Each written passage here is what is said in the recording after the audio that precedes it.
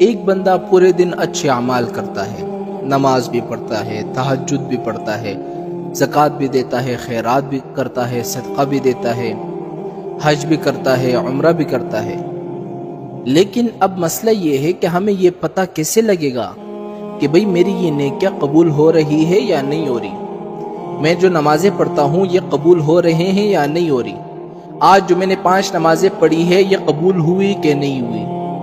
آج جو میں نے تہجد کی نماز پڑھی ہے یہ قبول ہوئی کہ نہیں ہوئی؟ آج جو میں نے خیرات کیا یہ قبول ہوا کہ نہیں ہوا؟ یہ ہمیں کیسے پتہ لگے گا کہ میں نے جو عمل کیا ہے وہ قبول ہوا کہ نہیں ہوا؟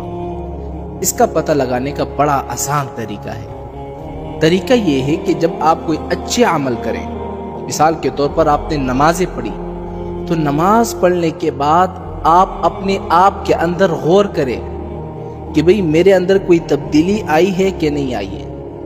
مثال کے طور پر پہلے میں گالیاں دیتا تھا، اب نہیں دیتا۔ پہلے میں چغلی کرتا تھا، غیبت کرتا تھا، اب نماز پڑھنے کے بعد میں نہیں کرتا، تو مطلب اس کا یہ ہے کہ آپ کی یہ نمازیں قبول ہو رہی ہے۔ پہلے آپ غیبت کرتے تھے، چوری کرتے تھے، ڈکیتی کرتے تھے، حج کرنے کے بعد آپ نے یہ سب کام چھوڑ دیے ہیں، اب یہ سب کام نہیں کرتے، اس کا مطلب یہ ہے کہ آپ کا حج قبول ہوا۔ آپ نے خیرات کیا، صدقات دیے، اور اس کے بعد آپ نے اپنے اندر غور کی، پہلے جو گناہ میں کر رہا تھا، اس صدقے کے بعد، اس فطرانے کے بعد، اور اس ثواب کے بعد، اس نیکیہ کے بعد اب میں یہ کام نہیں کرتا، تو اس کا مطلب یہ ہے کہ آپ کے یہ سارے اعمال قبول ہو رہے ہیں۔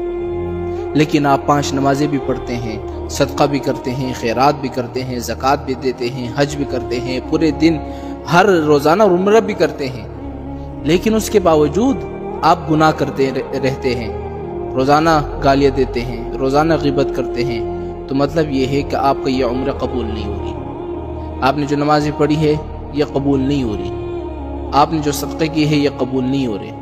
اگر قبول ہونا ہوتے تو آپ یہ سارے کام نہیں کرتے۔